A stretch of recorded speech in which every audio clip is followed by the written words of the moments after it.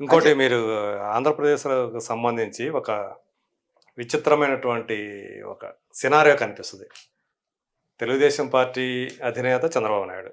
BJP అధినేత ఎన్టీఆర్ కుమార్తె పురంధేశ్వరి. ఎవరు అపరంధేశ్వరి. పురంధేశ్వరి బీజేపీ రాష్ట్ర ఉమ్, అధ్యక్షురాలు. అట్లాగే వైసీపీ చూస్తే జగన్, కాంగ్రెస్ చూస్తే జగన్ చెల్లెలు షర్మిల. అవును. సో, అంటే 2 కుటుంబాలకు సంబంధించిన అంటే 4 ప్రధాన పార్టీలకి ఉమ్. అధినేతలుగా వ్యవహరిస్తున్నారు అక్కడ రాష్ట్రానికి సంబంధించి. అధినేతగా వ్యవహరిస్తున్నారు. అవును. హ్మ్. ఇది ఒక అరుదైనటువంటి సన్నివేశంగా మనకు కనిపిస్తుంది. అరుదైన కాదండి, అరుదైన సంఘటన ఏం కాదు. హ్మ్. అన్యాయాన్ని ఎదిరించడంలో వాళ్ళ కుటుంబం వాళ్ళు మేల్కొందనమాట అదే. ఇప్పటికి. హ్మ్. అప్పుడేమో సపోర్ట్ చేశారు, షర్మిల పాదయాత్ర చేసింది. హ్మ్. ఆవిడ మాక్సిమం సపోర్ట్ ఇవ్వకుండా ఉండుంటే ఆవిడ గుడ్ లుక్స్ లోకి తీసుకెళ్ళింది ప్రజల్ని. హ్మ్. ఆవిడ ఆడపిల్ల కాబట్టి. అదే. ఇవాళ అంత ప్రభావం ఉండకపోవచ్చు, షర్మిల గారు చేసినంత మాత్రాన ఇవాళ కాంగ్రెస్ పార్టీకి అంత ఇది వస్తుందని నేను అనుకోవట్లేదు. ఏదేమైనా ఆ వ్యతిరేకత అనేది అది పనిచేస్తే ఇప్పుడు వివేకానంద రెడ్డి కుమార్తె సునీత ఇవన్నీ పనిచేసి హ్మ్. డెఫినెట్ గా మంచి వాళ్ళకి పట్టం కడతారని నేను అనుకుంటున్నాను సార్. నా ఉద్దేశం, అదే. నా ఆకాంక్ష, అదే. నా ఆశ. ఎంచేతంటే వాళ్ళు రావాలి, ఎంచేతంటే అడ్మినిస్ట్రేషన్ పెరగాలి, తర్వాత ఈ పరిశ్రమలు రావాలి, ఉద్యోగాలు పెరగాలి, తర్వాత మన మీడియాకు కూడా పని ఎక్కువ దొరుకుద్ది అక్కడ అలాంటి వాళ్ళు దొరికితే. హ్మ్. వీళ్ళకైతే ఒక మీడియా ఒక సెక్షన్ ఆఫ్ ఇదే ఉంటుంది. ఓకే. మంచి విషయాలు చెప్పడానికి ఉండదు మీడియాకి. హ్మ్. మీడియా అంటే మంచి విషయాలు చెప్పాలి. జర్నలిజం అంటే మంచిని ప్రజల్లోకి తీసుకెళ్ళాలి తప్ప. మీరు ఇలా చెప్తున్నారు, మీడియా గురించి చెప్తున్నారు. కానీ ఒకప్పుడు చంద్రబాబు నాయుడు గారి మీద వాళ్ళందరూ ప్రత్యర్థులు చేసే ఆరోపణలో ఇంకొకటి ఏంటంటే ఆయన మీడియాని మేనేజ్ చేస్తారని చెప్పేసి అంటా ఉంటారు. అవును. హ్మ్. మేనేజ్ చేసినందువల్ల ఆయనకి ఏంటి లాభం? హ్మ్. ఓకే, మీరు రాస్తారు, హ్మ్. మేనేజ్ చేశాడు.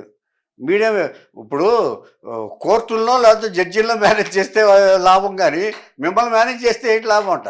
హ్మ్. మీడియాని మేనేజ్ చేస్తే ఆయనకి ఏంటి లాభం? అంటే అంటే తిట్టకుండా ఉండటానికి, అంతే కదా. తిట్టకుండా ఉండడానికి. తిట్టినందువల్ల వచ్చింది, తిట్టినందువల్ల ఇప్పుడు ఏం తిట్టకుండా. ఇప్పుడు వాళ్ళు అంతంత బూతులు సోషల్ మీడియాలో తిడుతుంటే ఏమొచ్చింది ఆయనకి? ఆయనలో ఉన్న ముఖ్య లక్షణం సంయమనం. మీరు అబ్జర్వ్ చేశారో లేదు, సంయమనం అనేది పరిపాలకులకు చాలా ఇష్టం. జడ్జి ముఖ్యమంత్రి ఒకటేనండి.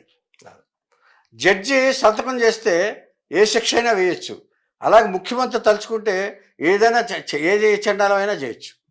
చంద్రబాబు నాయుడు గారు జైలుకి వెళ్ళి రావటం వల్ల వీళ్ళు ఏదైతే ఆరోపణలు చేసి జైల్లో పెట్టారో తర్వాత ఆయన వచ్చేసారు అనుకోండి, తక్కువ రోజుల్లోనే బయటకు వచ్చేసారు. ఇది తెలుగుదేశం పార్టీకి ప్లస్ కాబోతుందని మీరు భావిస్తున్నారా? Definite plus. ఆయన మీద ఉన్న అభిప్రాయం ప్రజల్లోంచి బయటకు వచ్చింది ఇప్పుడు. ఓకే. ఇప్పుడు అన్ని వర్గాల నుంచి. అంటే ఆయన పరిపాలన ఏంటో, ఆయన అడ్మినిస్ట్రేషన్ ఏంటో ఇప్పుడే బయటకు వచ్చింది. ఆయన చేసినప్పుడు కాదు, ఇప్పుడు బయటకు వచ్చింది. ఆయన చేసిన మంచి ఏమిటో, ప్రజలకు ఏం మంచి చేశాడో, ఉద్యోగస్తులకు ఏం చేశాడో, తర్వాత ఎవరెవరికి ఏం చేశాడో ఇప్పుడు ప్రజలే చెప్పారు వాళ్ళకి. జైలుకి వెళ్ళటం అనేది చాలా మంచి విషయం. ఆయన అంటే ఓవరాల్ గా రాష్ట్రానికి ఆయన ఏం చేశాడు అనేది ప్రజలే చెప్పారు. ప్రజలు బయటకు వచ్చి చెప్పారు, మేము ఆయన వల్ల బాగుపడ్డామని చెప్పారు కదండి. ఇప్పుడు కోర్టులో ప్రూవ్ చేయలేకపోయారు కదా వాళ్ళు, అది అందరూ చేసి తెలిసిన సత్యమే. కానీ ఒక విధంగా చాలా మంచి విషయం జరిగింది ఆయన వల్ల. అదే. తెలంగాణలో తిరగబడ్డారు కదా సార్. కేటీఆర్కి వణుకు పుట్టించారు కదా కేటీఆర్కి. ఏ రాష్ట్రం అయితే ఏంటి ఆయనకి, ఆయన మాట తప్పు మాట మాట్లాడాడు కదా. తెలుగు రాష్ట్రాలు రెండు ఒకటే ఇంతకు ముందు. సో ఇప్పుడు దానికి శిక్ష అనుభవించారు కదా వాళ్ళు. సో ఇప్పుడు వాళ్ళు అనిపిస్తారు అంతే. ఓకే. ఆంధ్రదేశం కూడా అంతే. ఇప్పుడు ఇక్కడ ఆంధ్రప్రదేశ్ అన్ని కూడా బ్లాక్ మెయిల్ రాజకీయాలు సార్. ఇప్పుడు అన్ని సీట్లు కూడా కొంతమంది బ్లాక్ మెయిల్ చేసి తెచ్చుకున్నారు. ఓకే. పేర్లు వద్దు కానీ ఏ పార్టీలో? ఆ పార్టీలోనే, ఓకే, పరిపాలిస్తున్న పార్టీలోనే బ్లాక్ మెయిల్ రాజకీయాలు ఇప్పుడు అన్ని. ఓకే. ఇప్పుడు వాళ్ళకు కూడా పరిపాలకులు కూడా ఏమనిపిస్తుంది అంటేనండి, ఏమో ఒక లేకపోతే వీళ్ళ వల్లే మనం బాగున్నామేమో, ఇప్పుడు వీళ్ళ బ్యాడ్ ప్రాపకుండా, వాళ్ళ మీద ప్రతిపక్షాల మీద బ్యాడ్ ప్రాపకుండా వల్లే నేను బాగున్నానేమో అనే ఫీలింగ్ వచ్చేసింది ఆయనకి.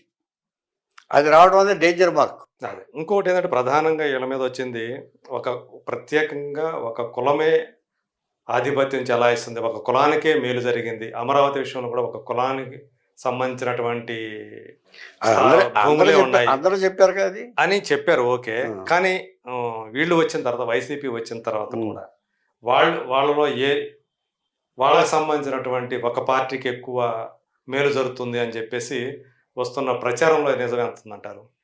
ప్రచారంలో వీళ్ళు ఏదైతే వీళ్ళకి ఒక కులం ఆపాదించి ఒక కులం వాళ్ళే లాభపడ్డారు అంటున్నారు కదా, అట్లాగే వైసీపీ పాలనలో కూడా ఒక కులం వాళ్ళు ఎక్కువ లాభపడుతున్నారు. కరెక్ట్ అది అనే దాంట్లో ఎంత వాస్తవం? వాస్తవమే, వాస్తవమే. ఎక్కడ చూసినా వాళ్లే కదా, ఏ జాబ్ చూసినా ఏ పోస్ట్ చూసినా వాళ్లే కదా. పైగా ఇప్పుడు 81 మంది సిట్టింగ్ ఎమ్మెల్యేలను మార్చేసి వేరే వాళ్ళని పెట్టారు. ఆ వేరే వాళ్ళు పెట్టిన దాంట్లో 9 మందిని మాత్రమే వాళ్ళ కులానికి సంబంధించిన వాళ్ళని మార్చారు. మిగతా మార్చినవన్నీ కూడా బీసీలు, మిగతా కులాల వాళ్ళు మార్చి ఆ కులానికి ఇచ్చారని ఇటు తెలుగుదేశం పార్టీ వాళ్ళు ఆరోపిస్తున్నారు. అంటే ఎక్కువగా కూడా ఒక కులానికి ఎక్కువ ఈసారి కట్టబెడుతున్నారు, సీట్లన్నీ కూడా కట్టబెట్టారు అని. ఈ స్ట్రాటజీని పనికిరావు సార్. అంటే ఎవరైతే డబ్బులు బాగా పంచి పెట్టగలరో, ఎవరైతే డబ్బులు ఖర్చు పెట్టగలరో అంతే వాళ్ళకే ఎక్కువ ఇచ్చారు. అంతే ఎవరైతే ఆయన్ని పొగుడుతారో, ఎవరైతే వాళ్ళ పరంగా అనుకూలంగా మాట్లాడతారో, ముందు మెయిన్ ఒబీడియంట్గా ఉండాలి సార్, బానిసగా ఉండాలి. బానిసత్వం, రాక్షస రాజ్యం, ఇవి మెయిన్ అండి. అంచేత ఇవి ప్రూవ్డ్ ఫ్యాక్ట్స్ ఇవన్నీ. ఎవరైతే బానిసలుగా ఉంటారో, తనకు అనుకూలంగా ఉంటారో వాళ్ళకే ఇస్తారనేది ప్రాపగండా అయిపోయింది. అది ఇక ప్రజల్లో ఆ మార్పు రాలేదనుకోండి, ఆలోచన ఆ విధానం మారలేదనుకోండి, అసలు అందులో ఉన్న మంత్రులు కానీ ఎమ్మెల్యేలు కానీ ఫీల్ అవుతున్నారనే ఫీలింగ్ ప్రజల్లో కూడా ఆలోచన రాకపోతే ఇంకా ప్రజల్లో ఆలోచన చచ్చిపోయింది, ఆ నోట్లే చూస్తున్నారు అనేది మనం భావించాల్సి వస్తుంది. ఓకే, సో చూద్దాం ఈ 2 నెలల్లో. ఇంకా మనకి మే 13వ తేదీ ప్రజలు ఆలోచిస్తే నమస్కారం, ప్రజలు ఆలోచించి ఓటు వేయాలి ఎప్పుడైనా సరే. మనందరం ఆలోచించి ఓటు చేస్తే మంచివాడికి ఓటేస్తే జరుగుతుంది. మొత్తం రాష్ట్ర అభివృద్ధిని దృష్టిలో పెట్టుకుని ఓటేయాలి. ఇప్పుడు ఒక్క పరిశ్రమ లేదు కదా సార్, డిస్ట్రక్షన్ తప్ప కన్స్ట్రక్షన్ ఎక్కడా లేదు కదా. అవును, ఎక్కడన్నా కన్స్ట్రక్షన్ ఉందా? అది ఆలోచించి ఓటు వేసుకుంటే, మనల్ని మంచి వాళ్ళని గెలిపించుకుంటే, ఏం చేద్దంటే ఇదివరకు చూసాం మనం పరిపాలన, సుఖంగానే ఉన్నాంగా. ఇంకేదైనా డిమాండ్స్ ఉంటే అడిగి మనం నెరవేర్చుకోవచ్చు కావాలంటే. ఏం చేద్దంటే వినేవాళ్ళు ఉంటారు వాళ్ళు. ఇప్పుడు వినరు, మన మాట వినరు. చాలా సంతోషం హరిచంద్రరావు గారు. చాలా విషయాలు అంటే ఏపీ ఎన్నికల ముఖ చిత్రం, ఎందుకంటే రాజకీయాల గురించి అంటే నేనే కాదు సార్, నాలాంటి ప్రజలు ఎందరో కూడా ఆలోచించాల్సిన విషయాలు ఇవన్నీ. ఈ ఎన్నికల గురించి బాగా ఆలోచించి, ఎస్పెషల్లీ ఏపీ తెలివిగా వ్యవహరించి తెలివిగా ఆలోచించి మనకి ఎవరి వల్ల ఉపయోగపడుతుంది, ఆయన ఎవరన్నా ద్రోహం చేశాడా, ఎప్పుడన్నా ఎవరన్నా తిట్టారా, తిట్టేవాళ్ళని మనం ఎంకరేజ్ చేస్తామా, బూతులు తిట్టేవాళ్ళని అని ఆలోచించి ఒకసారి మా ప్రజలంటే మనందరం ఆలోచించి నిర్ణయం తీసుకుంటే మంచిదని నా అభిప్రాయం. అందరికీ నా నమస్కారం. నమస్తే సార్, నమస్తే. Thank you so much. Thank you.